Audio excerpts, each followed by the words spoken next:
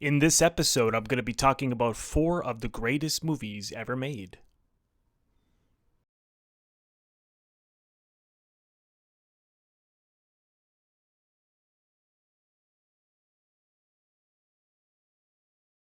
Welcome to Robert Bellissimo at the Movies, where we explore all things cinema. So here is part 2 of 4 of the best films ever made, in my opinion, of course. Once again, these are not the, be all and end all. I'm not saying I'm not being black and white about it and saying these are the 4 greatest films of all time, period. There are so many films that we can say are the greatest films. We don't have to narrow it down, but I'm going to be making a series of videos talking about, just like Letterboxd, 4 each time. So I got a great response to my first video where I talked about 4, and I will leave the link to that in the description box below. And now I'm going to do 4 more. So let's jump into it.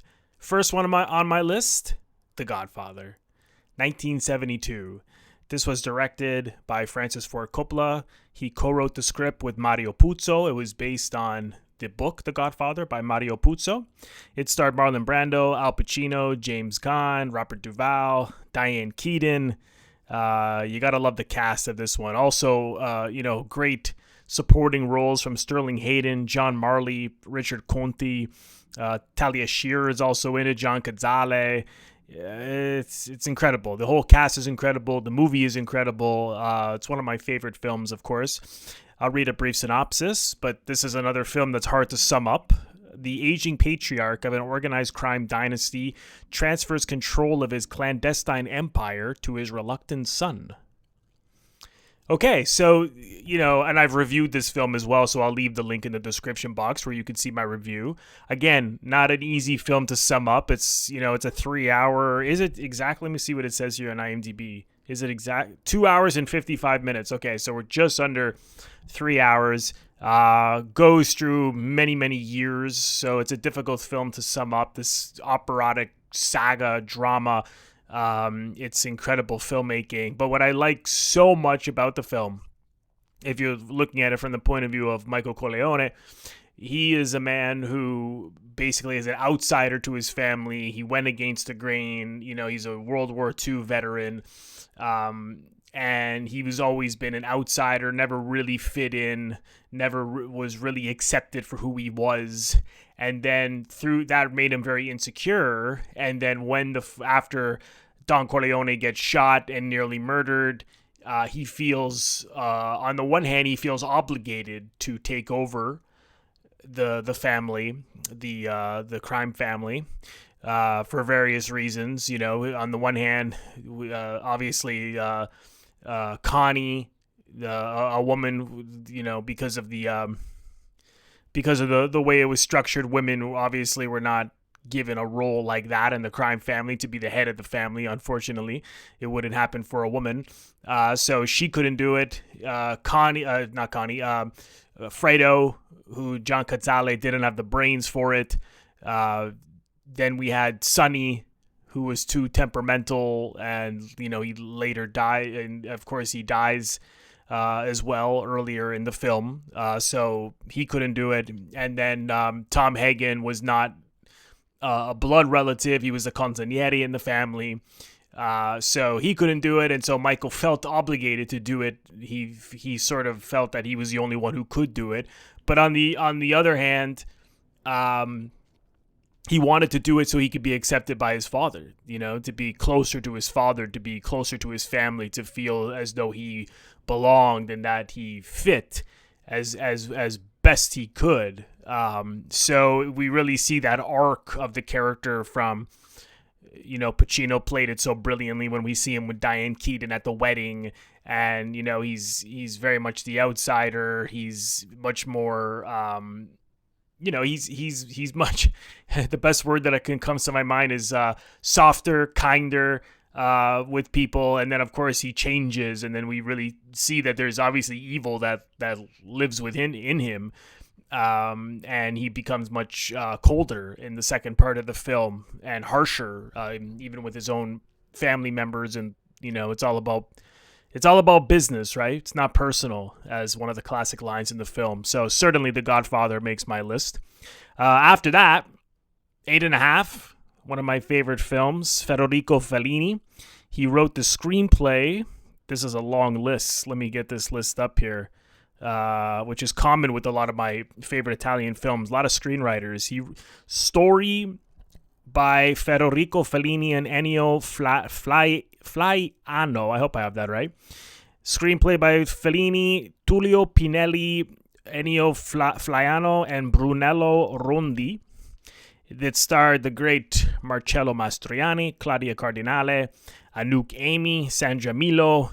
Barbara Steele is also in it. You gotta love the cast. I mean, I love Mastroanni in this film, especially. He's so good. I'll read a brief synopsis. Guido seeks peace after his success, but faces pressure from past collaborators. As he struggles with creativity, he reflects on his life and past romances. So, I mean, the style of this film is incredible. The surrealism, the crisp black and white cinematography. I should have also touched on the cinematography in The Godfather by, of course, the great Gordon Willis, the master of darkness, I believe that is a nickname for him. Or did I just make that up? Someone will tell me, I'm sure. Someone will comment and tell me. In The Godfather, that dark lighting is so beautiful. And here we have this crisp black and white surrealist that Fellini gives us in the film. I should actually, out of curiosity, look up who the DOP on this film was. It's actually just back on Gordon Willis. He was known as the Prince of Darkness. Again, that great dark lighting. It almost looks like film noir or neo-noir, you would say, since this is in the 70s. The Prince of Darkness. The DOP of 8.5 was Gianni Di Venanzo. Stunning, surreal black and white visuals. Yes, it's amazing. I mean, I could just watch it all day. I mean, just for the visuals alone, the surrealism, everything about it, the dream sequences, use of sound as well. It's really beautifully done and eerie in a number of segments in the film. But what I really like so much about the film is the fact that Guido is this really successful filmmaker. He's about to do another film and he's creatively blocked because the film has so much to do with himself and he cannot look at himself, so that's what, and isn't that the hardest thing to do, is to be able to look at oneself? And he has such trouble expressing love for others, and he's a man, you could say, his inability to love. And there's various suggestions in the film that suggest that that's a real possibility. But he he cheats on his wife. He's a flawed character. He's got some bad memories, from his childhood, and he's this distant relationship with his parents as he's in those dream sequences. He's talking to them at a certain point. It's really moving. But that's what always fascinated me, was that here's a guy who just cannot look at himself, and as a result he's creatively blocked. And so what do you do, right? And so in the end, of course, the great ending is he throws his hands up to it and accepts that he is sort of lost and stuck, and that's the way it is, and that's the beauty of life. So why don't we celebrate, right? We have that great dance at the end, that great circle, and everyone dancing around the circle. I mean, it's there's a reason it's one of the greatest films ever made. Many reasons for it, but I absolutely love it. So yes, that makes my list for sure. 8.5. After that, All That Jazz. Bob Fosse, he wrote the directed by Bob Fosse. He wrote the screenplay with Robert Allen Arthur. It starred Roy Scheider, Jessica Lange, and Anne Reinking.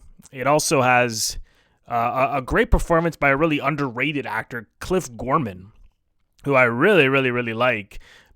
He actually played Lenny in the play adaptation of Lenny, and then Fosse wanted him for the film adaptation of Lenny, but because he wasn't a big star, he couldn't. The producer said no, so he went with Dustin Hoffman. But in a way, he got to play Lenny Bruce in this, because so much of this film is about Bob Fosse, and part of it is about when he was clearly when he was making Lenny.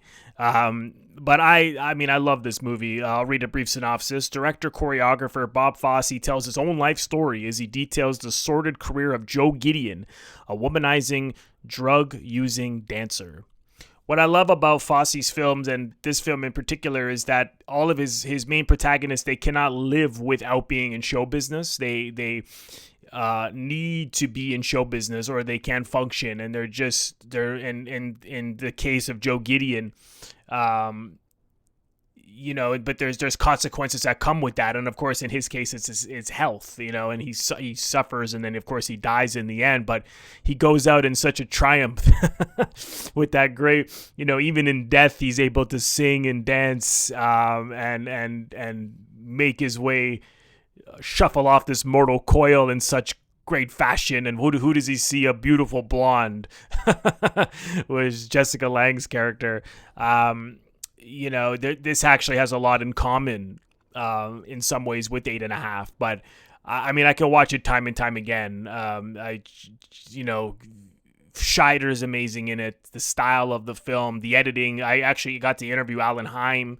I'll leave the link in the description box below. He won an Oscar for the film, and I got to interview him about it. And so the editing is actually similar to what they did in Lenny, which if you know both the films, you can certainly see that there was a similar style that came out of the collaboration of Alan Heim and Fosse, certainly, and as well as the screenplays. So how much of that was intentional in terms of this sort of the way the two films were structured is hard to say, but you do certainly see similarities between the two films.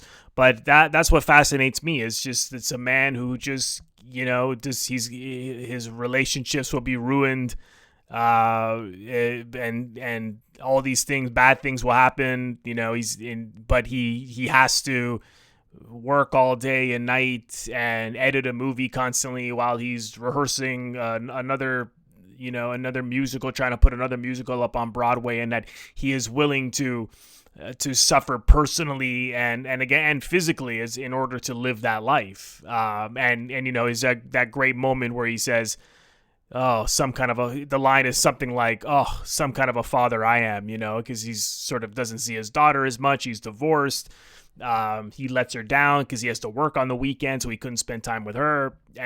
But again, it's someone who just needs to be in show business, needs to work all day and night, and of course we see the consequences of that. So, but the jazz numbers are incredible, the music, the acting, everything about it. I mean, it's a perfect film, certainly. After that, how many have I done so far? That's 3. So I got my last one. This is The Night Porter. A concentration camp survivor rekindles her sadomasochistic relationship with an ex-SS officer working as a night porter at a Vienna hotel, but his former associates begin stalking them. Directed by Liliana Cavani, she wrote the screenplay with Italo Moscati and Barbara Alberti, starred Dirk Bogarde and Charlotte Rampling.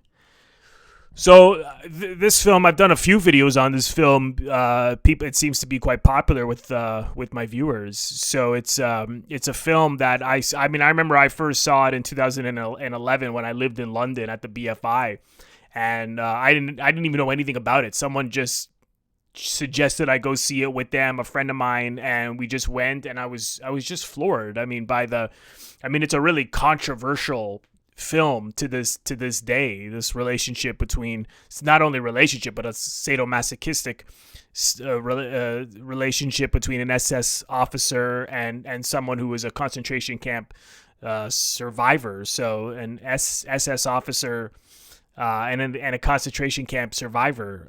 So that's pretty controversial, but it's loosely based on a true story. And what fascinates me so much about the film is this shared trauma between the two of them, that in a lot of ways they both died during the war, spiritually died. And so this relationship was born out of something quite evil and sick and twisted. And so when they see themselves again in Vienna, all those feelings come back, and in a lot of ways they're both trapped once again. And the only option at this point really is death. So it's a tough pill to swallow. It's a hard film to see, but I love the style of the film, the cinematography. Who was the cinematographer on The Night Porter? Let me look that up. Alfio Contini was the DOP. That German expressionism, again, is the style of the film. I love the music. I love the performances, and I just find it to be just so sad. It's what happens to these people as a result of war, and it's empathetic towards Dirk Bogarde's character. Even though he's an ex-SS officer, they still empathize with him, and he clearly regrets his choices, and he can't even be out during the day. He regrets them to an extent. I mean, it's a complex film. It's really ambiguous. In my view, he regrets his choices to an extent, but he cannot be. He has to work at night because and when he's alone, he turns the lights off, right? So it's like he can't even bear to look at himself or to be alone with himself anymore. And so it's but at the same time, it doesn't shy away from how evil he is, and that he still looks back on those things and laughs at certain memories and certain horrible, there's that scene where he talks about cutting off someone's head as he looks back on his time at the war, and he's laughing about it, right? So they don't shy away from that while also empathizing with him. So it's it's hard to pull off, and it was shocking at the time, and it's still really, really shocking film for people to see, but I absolutely love it. So those are 4 films, another 4 of the greatest films of all time in my view. Comment below, let me know what you think of these films. And remember that I will leave all the reviews to these films, because I've reviewed them all, in the description box below, as well as other interviews of people who worked on the films, like Alan Heim, on all that jazz. I will leave all of those in the description box down below. Once again, comment below. Let me know what you think of these films, and let me know 4 other movies that you feel are the greatest of all time. I'd love to hear from you. Thank you so much, everyone, for watching. Thank you so much, everyone, for watching. If this is your first time here, please consider subscribing by pressing the Robert Bellissimo at the Movies logo. You will see it floating above my head in the top left corner to your top left. In just a second, just click on that, and then click the bell in order to get a notification every time I release one of my new episodes. It is absolutely free to subscribe. I want to thank all of my members on Patreon. If you are interested in becoming a member of my Patreon, I'd really appreciate the support. Please go to patreon.com/Robert Bellissimo at the Movies for full details. Thank you again, everyone, for watching, and I will see you all in the next episode.